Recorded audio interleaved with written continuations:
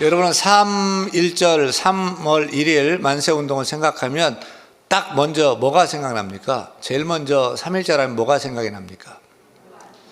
1번 대한독립 만세, 2번 태극기 물결, 3번 유관순 누나, 4번 얄미운 일본. 제일 먼저 뭐가 생각나요? 문화체육관광부가 국민의식 여론조사를 했는데 3.1 운동하면 유관순 누나가 43.9%로 1위, 대한독립 만세가 14%로 2위, 독립해방광복은 9.6%로 3위였습니다. 한국교회는 우리나라의 여러 국경일 중에서도 유독 3.1절과 8.15 광복절을 소중하게 여깁니다. 특별히 3.1 운동을 중요하게 여기는 이유는 3.1 운동이 우리 기독교와 아주 밀접한 관계가 있기 때문입니다.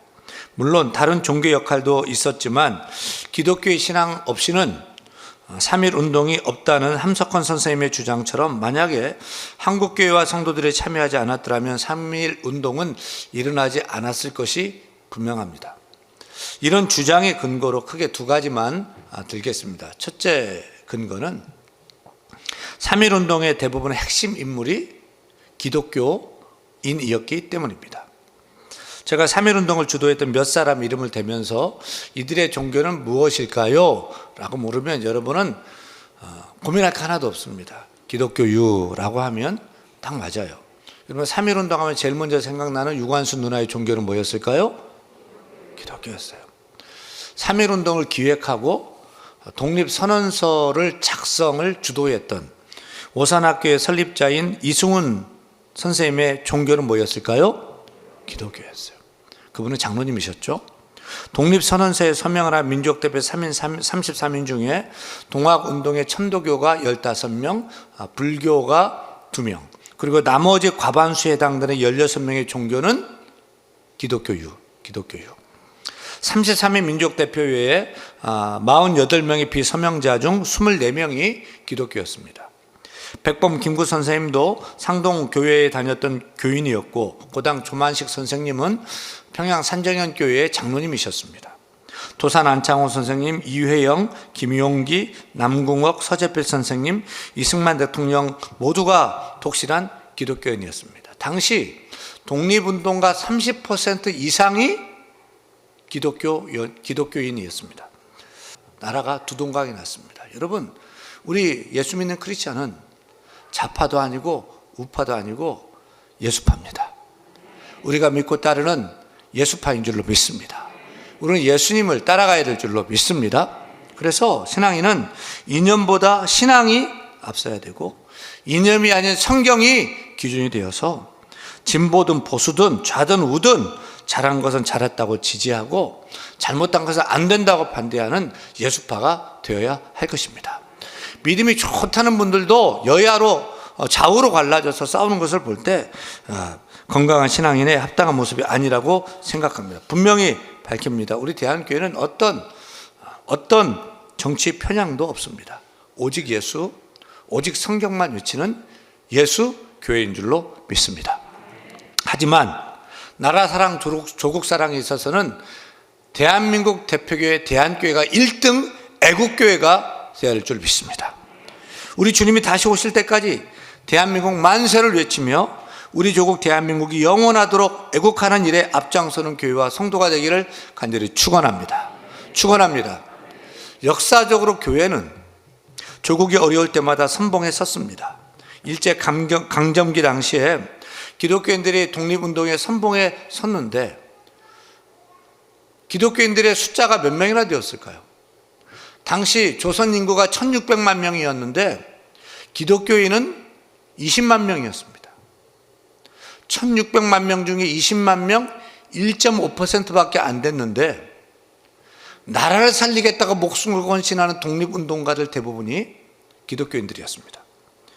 왜 3월 1일을 만세운동의 거사 날짜로 정했을까요? 많고 많은 날 중에 왜 3월 1일로 정했을까요? 그것은 기독교인들을 배려해서 3월 1일로 정해졌다는 것을 아셔야 됩니다. 사실 1919년 1월 22일에 돌아가신 고종 황제의 장례일을 3월 3일로 장례식 날로 정한 것과 직접적인 관련이 있어요. 당시 고종 황제는 일제가 독살했다는 독살설이 난무한 가운데 울분에 쌓인 온 백성들이 지방에서 서울로 속속들이 올라오기 시작했습니다. 하지만 3월 3일 고종의 장례식 날을 일본 경찰의 경비가 삼엄할 것이고 또 고종의 장례식 날을 만세운동으로 소란시킬 수가 없었던 것이죠. 그래서 장례식 전날인 3월 2일로 하면 참 좋겠는데 3월 2일이 주일이었어요. 주일은 무슨 날이에요?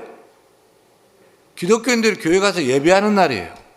그래서 주일은 안 된다, 3월 2일은 안 된다 해서 3월 1일 토요일로 정했다고 합니다. 이것은 한국 기독교인들이 얼마나 3일 만세 운동의 핵심적인 역할을 감당했는지를 알 수 있는 단적인 예가 될 수 있습니다.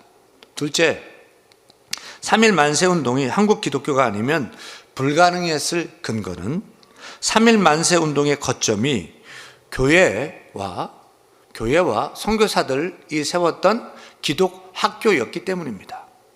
그러니까 3일 만세 운동을 주도했던 인물들도 기독교인들이었고 그 조직도 교회와 기독학교들이었던 거죠. 교회가 없었더라면 또 기독학교들 미션 스쿨이 없었더라면 3일 만세 운동은 성공하지 못했을 것입니다. 교회와 기독학교들이 3일 운동의 중요한 거점이 될 수밖에 없었던 이유가 있어요. 일제강점 후에 일제는 강압적으로 언론사를 문 닫게 하고 신문을 폐간시켰습니다. 수많은 사회단체들을 강제 해산시켰습니다. 따라서 당시의 민족운동을 이끌 수 있는 마땅한 조직이 없었던 것입니다. 그런데 종교단체는 당시에도 집회가 허락이 되었습니다. 일제가 교회에서 예배 드리는 것을 허락했던 것입니다. 또한 각 교단마다 전국 산하 지방에 교회 조직을 가지고 있어요. 예를 들어서 우리 장로교는 1912년 총회를 조직하고 총회 밑에 9개의 노예가 있었고 그 밑에 시차례가 있었고 그 밑에 당회를 전국적으로 조직하고 있었어요. 우리가 알다시피 당시는 지금처럼 통신이나 SNS가 발달되지 않은 시대였기 때문에 전국적인 조직망을 갖춘 교회가 독립선언문을 비밀리에 다 배포하였고 교회에 모여서 태극기를 찍고 또 교회 주민들을 모이게 해서 태극기를 배포하고 또 3일 만세 운동에 동기를 부여해서 같은 날 같은 시간에 일제히 거리에 나와 만세 운동을 하는데 교회가 그 역할을 감당했던 것입니다. 그리고 당시에 교회와 선교사들이 세운 이화학당, 오산학교와 같은 기독교 미션 스쿨이 650여 개가 있었습니다.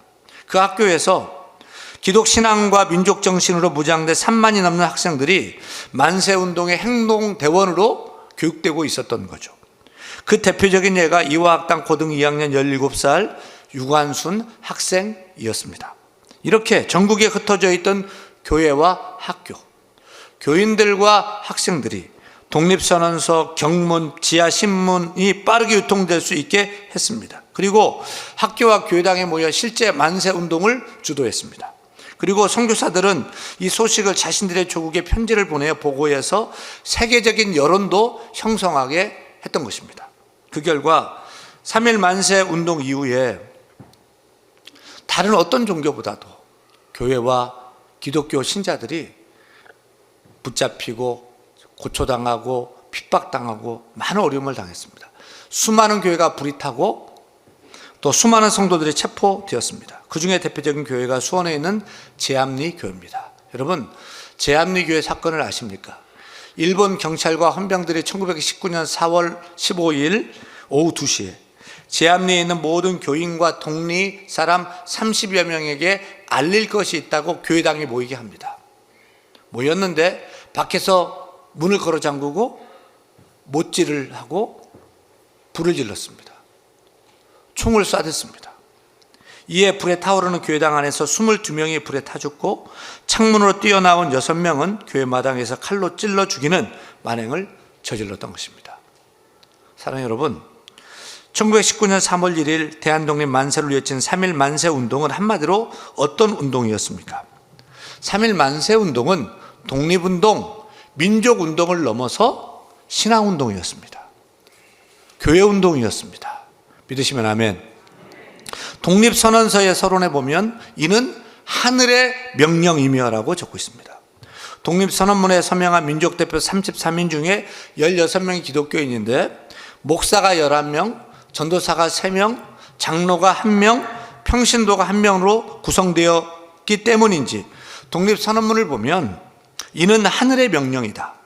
우리는 본디 타고난 자유권을 지키며 풍성한 삶을 누릴 것이며 진리가 우리와 함께 전진하나니 라고 적었는데 마치 성경 말씀 같고 설교를 듣는 것 같습니다. 독립선언문 안에 하나님, 예수님, 성령님, 십자가, 구원은 적혀 있지 않지만 그 속에 성경의 메시지가 녹아 있음을 볼 수가 있습니다. 따라서 당시 한국교회가 독립운동에 앞장설 수 있었던 것은 남강 이승훈 선생님의 말처럼 독립은 하나님 뜻으로 된다는 그 신앙으로 무장되어서 일제에서 조선이 독립될 수 있는 것은 미국이, 소련이, 세계 열강이 조선을 독립시킬 수 있는 것이 아니라 하나님이 도와주셔야 된다. 하나님이 역사하셔야 된다. 이 믿음이 있었던 것입니다.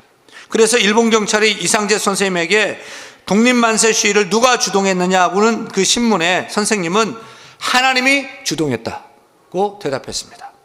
또한 만세운동을 하다가 붙잡혀간 기독교인들이 왜 이 일을 했느냐는 문초를 당할 때마다 이것은 하나님의 명령이다. 나는 하나님의 뜻을 따랐을 뿐이라고 대답했다고 합니다. 여러분, 3.1 만세운동은 독립운동, 민족운동을 넘어서서 신앙운동이었습니다.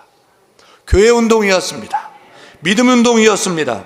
이것을 깨닫기를 축원합니다.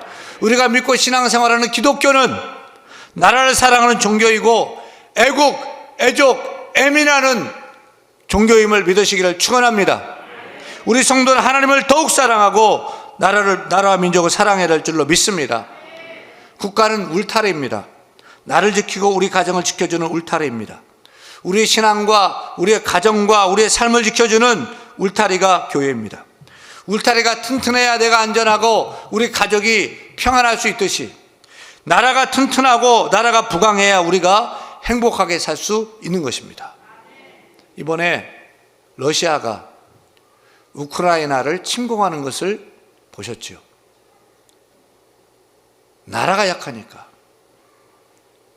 힘 있는 나라가 탱크를 밀고 오고 미사일로 박격포로 민간인이 사는 아파트를 깨부셔도 어찌할 도리가 없습니다. 세계 열강들은 도와줄 것처럼 얘기하지만 말만 하지 그걸 어쩌지 못하고 말만 하고 쳐다보고만 있는 것입니다. 이렇게 나라가 힘이 없고 나라가 약하면 우리 개인도 무너지고 가정도 무너지고 교회도 무너지고 다 끝나는 것입니다. 나라가 없는데 내가 어디 있습니까? 나라가 없는데 교회를 어떻게 세우고 우리 신앙을 어떻게 지킬 수가 있겠습니까? 따라서 나라가 잘 돼야 됩니다. 잘 살아야 됩니다. 부강해야 됩니다. 우리가 믿고 섬기는 예수님은 애국자 중에 애국자이셨습니다. 십자가에 달리기 위해 예루살렘 성에 입성하신 후 장차 조국 이스라엘 예루살렘 성이 무너질 것을, 멸망당할 것을 내다보시면서 예루살렘아 예루살렘아 탄식하시며 우셨습니다. 예수님은 하나님 나라 천국에 언제나 소망을 두셨지만 조국 이스라엘을 사랑했고 예루살렘을 사랑했던 애국자 중에 애국자이셨습니다. 모세도 애국자였습니다. 애굽에서 고통받은 이스라엘 백성들을 구원하기 위해 애국과 싸워 출애굽을 이끈 애국자였습니다. 다윗도 도탄에 빠진 나라를 구원하기 위해 골리앗과 싸워 이긴 애국자였습니다. 에스더도 민족과 백성을 위해 죽으면 죽으리라고 헌신한 애국자였고 다니엘도 예루살렘을 바라보며 하루에 3번씩 기도하던 애국자였습니다. 따라서 우리 신앙인도 나라 사랑하는 애국자가 되어야 할 줄로 믿습니다. 우리는 신앙심도 으뜸되어야 할 뿐만 아니라 애국심도 으뜸되어야 될 줄로 믿습니다. 우리 교회가 해야 될 일, 한국교회가 해야 될 일은 저와 여러분이 하나님을 더욱더 사랑하게 하고 나라 민족을 더욱더 사랑하게 하는 일인 줄로 믿습니다. 그게 교회가 해야 될 일인 것입니다. 사랑하는 여러분, 100여 년 전 우리 조국이 일제 압제에서 위태로울 때 교회와 성도들이 일어나서 대한독립 만세를 외치며 나라를 구원했습니다. 이제 2022년에는 우리 교회와 우리 성도들이 대한민국 만세를 외치면서 선조들이 그 바통을 이어받고 대한민국 만세를 외치며 이념과 분열과 대립에 빠진 조국 대한민국을 구원할 수 있기를 축원합니다. 여러분, 우리나라가 위기 중에 위기입니다. 정치가 위기이고 경제가 위기이고 외교, 안보, 교육, 종교, 사회, 문화 모든 것이 흔들리고 있는 위기입니다. 무엇보다 온 나라가 전쟁에 휩싸여 있습니다. 이념 전쟁 중입니다. 체제 전쟁 중입니다. 좌우로 갈라져 있습니다. 그래서 내가 하면 노면서 남이 하면 불륜인 내로남불로 분별력을 잃고 염치체면도 없이 좌우로 갈라져 전쟁 중입니다. 자유민주주의 대한민국 땅에 종북 주사파가 사회주의 깃발을 힘차게 흔들어도 많은 국민들은 별 문제시하지 않는 애통한 현실을 맞고 있습니다. 국민들의 근로 의욕 상실이 위기입니다. 젊은이들은 일하려 하지 않습니다. 성경은 일하지 않으면 먹지도 말게 하라고 했는데 청년들에게 일자리를 만들어 줘야 할 국가가 청년들이 먹고 살기 힘들다며 돈을 주며 위로하는 것이 청년 희망이라고 말합니다. 여러분, 가정에서도 자녀들에게 그냥 돈 주지 마세요. 뭐라도 일을 시켜야 돼요. 세상은 땀 흘려 노동을 해야 먹고 살 수 있다고 가르치는 것이 성경의 노동 정신인 것입니다. 자녀들에게 돈을 줘도 일을 시키고 그 대가로 주세요. 특별히 남녀 간의 유별한 성이 무너지는 것은 엄청난 위기입니다. 수천 년의 세계 역사 속을 들여다볼 때 나라가 망할 때 가장 분명한 징조가 무엇인지 아십니까? 성문란입니다.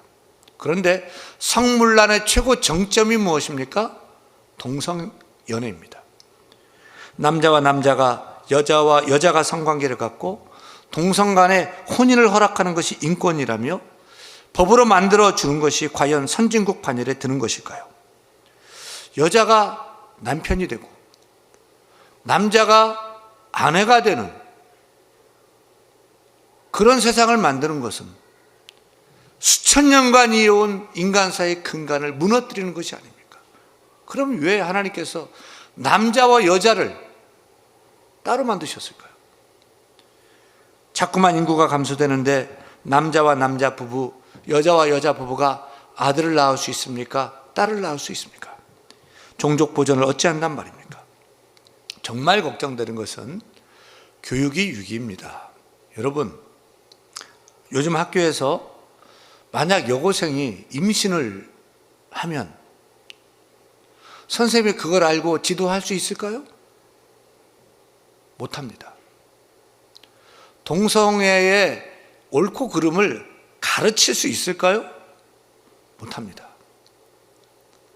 남학생이 태국 가서 여자로 바꿔오고 여학생이 태국 가서 여자로 바꿔오는 트랜스젠더라고 하죠. 그렇게 하는 것을 학교에서 알게 됐을 때 지도할 수 있을까요? 큰일 납니다. 못합니다. 이게 요즘 학교입니다. 우리가 운영하는 서울영상고등학교는 기독교 미션스쿨입니다. 그러면 예배의 자유가 있어야죠. 신앙의 자유가 있어야죠. 점점 어려워지고 있습니다. 먼저 믿음 좋은 교사를 뽑아야 되는데 세례증명서를 첨부하지 못하게 합니다. 누가 믿음에 있는 사람인지 알 수가 없습니다. 여러분, 지금 제가 어느 나라 얘기를 하고 있습니까? 우리가 사는 대한민국 얘기를 하고 있습니다. 저는 먹고 사는 경제 문제보다 이렇게 우리의 정신, 우리의 사상이 부패하고 타락해져 가고 있는 것이 가장 큰 위기이고 가장 큰 문제라고 생각합니다. 여러분, 우리가 이러한 총체적 위기를 어떻게 이겨나갈 수 있을까요? 오늘 성경 본문은 남유다가 망한 상태입니다. 우리나라가 일본에 망했듯이 지금 남유다 백성이 바벨론에 망했습니다. 포로로 다 끌려갔습니다. 여러분, 하나님의 선민 이스라엘도 죄짓고 정신이 타락하고 부패하고 하나님께 등 돌리고 하나님을 떠나자 하나님도 버렸습니다. 망했어요. 포로로 끌려갔습니다. 민족의 소망이 없습니다. 절망입니다. 그런데 하나님께서 살 길을 주십니다. 살 길이 있다는 것입니다. 그것은 재앙이 아니라 평안을 주고 미래와 희망을 주는 광복의 길을 주시겠다는 것입니다. 그것이 무엇입니까? 다른 것이 아니에요. 하나님을 찾으라는 것입니다. 하나님께 돌아오라는 것입니다. 하나님께 기도하라는 것입니다. 하나님을 붙들라는 것입니다. 여러분, 진정 우리를 도울리는 미국도 아니고 중국도 아니고 일본도 아니고 역사의 중환자 만군의 여호와 하나님이 도와주셔야 될 줄로 믿습니다. 우리를 싸매해 주셔야 될 줄 믿습니다. 하나 되게 할 줄 믿습니다. 에레미야 29장 12절 13절 말씀 같이 읽습니다. 너희가 내게 부르짖으며 내게 와서 기도하면 내가 너희들의 기도를 들을 것이요 너희가 온 마음으로 나를 구하면 나를 찾을 것이요 나를 만나리라. 할렐루야.